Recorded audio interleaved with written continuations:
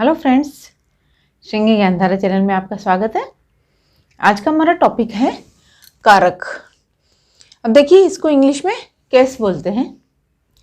और आज मैं आपको सबसे पहले कारक की परिभाषा बताने वाली हूँ।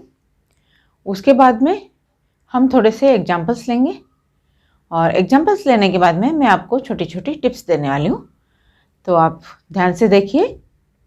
तो चलिए आइए शुरू करते हैं। अब देखिए मैंने यहाँ पे परिभाषा लिखी हुई है, संज्ञा या सर्वनाम के जिस रूप से वाक्य के अन्य शब्दों के साथ उसका संबंध दिखाया जाए उसे हम कारक कहते हैं। तो फ्रेंड्स आइए अब देखते हैं 7वां प्रकार, अधिकरण कारक। अब देखिए इसका चिन्ह है में पर, जिससे हमें क्रिया का आधार पता चले। अब देखिए सबसे पहले तो मैं आपको परिभाषा बताऊंगी, उसके बाद हम थोड़े से एग्जाम्पल्स लेंगे और उसके बाद में मैं आपको छोटी छोटी टिप्स दूंगी जिससे आपको कारक के प्रकारों को पहचानने में आसानी हो जाएगी। तो चलिए आइए शुरू करते हैं। अब देखिए परिभाषा क्या है, संज्ञा के जिस रूप से क्रिया का आधार पता चले, मतलब जो क्रिया हुई है उसका आधार क्या है ये पता चले, उसे हम कहते हैं अधिकरण कारक। तो आइए एग्जाम्पल से देखते हैं। जैसे मेज पर पुस्तक रखी है, तो किस पर रखी हुई है पुस्तक? मेज पर। तो मेज इसका आधार है, इसलिए हम इसको अधिकरण कारक कहेंगे। नेक्स्ट, बिल्ली खाट पर बैठी है। बिल्ली कहाँ पर बैठी है? खाट पर। तो खाट जो है वो उसका आधार है, इसलिए इसे हम कहेंगे अधिकरण कारक। फिर नेक्स्ट, दुकान में कोई नहीं था। तो दुकान जो है वो इसका आधार है, इसलिए इसे हम कहेंगे अधिकरण कारक। फिर नेक्स्ट, पिताजी घर में सोए थे। तो घर जो है वो इसका आधार है, इसलिए हम इसे कहेंगे अधिकरण कारक। तो फ्रेंड्स इस अधिकरण कारक को समझना तो बहुत ही आसान है। अब मैं आपको टिप्स दे रही हूँ, उससे आपको और भी जल्दी समझ में आ जाएगा और आप आसानी से उनको पहचान सकते हैं। देखिए अधिकरण कारक का जो चिन्ह है वो हमेशा याद रखना है में पर। तो अब देखिए जैसे मेज पर, खाट पर, दुकान में, घर में, तो ये जो चिन्ह है इसके पहले वाली जो संज्ञा आएगी वो कहलाएगी अधिकरण कारक। हमेशा याद रखना है, तो आप कभी भूलेंगे नहीं। अगर आप ये जो कारक चिन्ह हैं इनको याद कर लेंगे तो आप कभी भी नहीं भूलेंगे, हमेशा याद रहेगा। तो इसको पहचानना तो इतना आसान है, आराम से कर सकते हैं आप। तो अब देखते हैं दूसरा प्रकार। तो फ्रेंड्स अब 8वां और लास्ट प्रकार है हमारा संबोधन कारक। इसका चिन्ह है हे, अरे, अजी। किसी को पुकारने के लिए हम इसका प्रयोग करते हैं। अब देखिए सबसे पहले तो हम परिभाषा देखेंगे। संज्ञा के जिस रूप से किसी को पुकारा जाए या किसी को संबोधित किया जाए तो उसमें संबोधन कारक होते हैं। तो आइए एग्जाम्पल से देखते हैं। ये ईश्वर मुझे शक्ति दो। तो ईश्वर को पुकारा जा रहा है, तो ये इसमें क्या कहलाएगा? संबोधन कारक। नेक्स्ट, अरे सोहन इधर आओ। तो ये सोहन जो है वो क्या कहलाएगा? संबोधन कारक कहलाएगा। सोहन को पुकारा जा रहा है। फिर नेक्स्ट, हे राम जल्दी घर आओ। तो राम जो है वो इसमें संबोधन कारक है।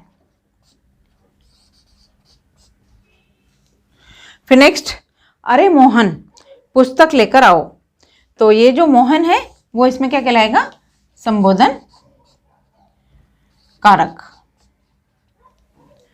तो फ्रेंड्स अब आपको संबोधन कारक अच्छी तरह से समझ में आ गए होंगे। अब मैं आपको छोटी छोटी टिप्स देती हूँ, तो उससे आपको और भी जल्दी समझ में आ जाएगा। सबसे आसान तरीका तो ये है कि संबोधन कारक को पहचानने के लिए सबसे आसान तरीका है कि ये विस्मय चिन्ह रहेगा। किसी को संबोधन करने के लिए या किसी को पुकारने के लिए इस कारक का प्रयोग किया जाता है। तो अच्छी तरह से पहचान सकते हैं हम कि वाक्य की शुरुआत में रहेंगे ये और विस्मय चिन्ह रहेंगे। तो विस्मय चिन्ह से आप फिर आसानी से इनको पहचान सकते हैं, इसलिए बहुत इजी है ये। और फ्रेंड्स, अब हम थोड़े से एग्जाम्पल्स सारे कारक के लेते हैं ताकि आपको थोड़ी सी प्रैक्टिस हो जाए। तो चलिए आइए देखते हैं।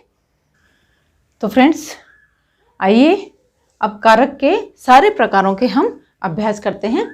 तो पहला एग्जाम्पल है सोहन पढ़ता है। अब देखिए सोहन जो है इसमें क्या है, कर्ता कारक है।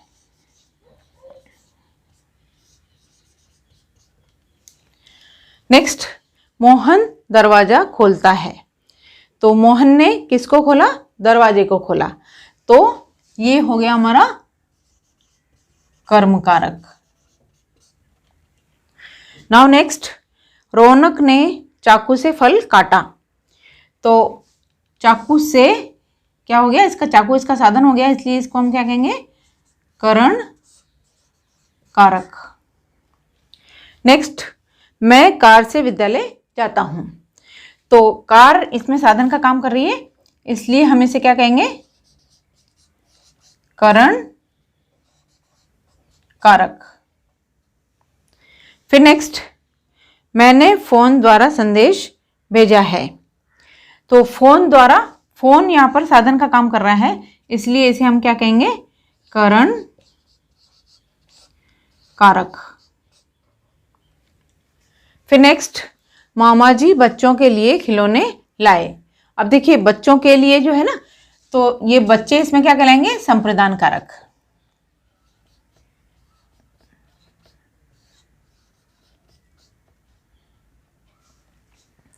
फिर नेक्स्ट, पुस्तकें बस्ते में रखी है।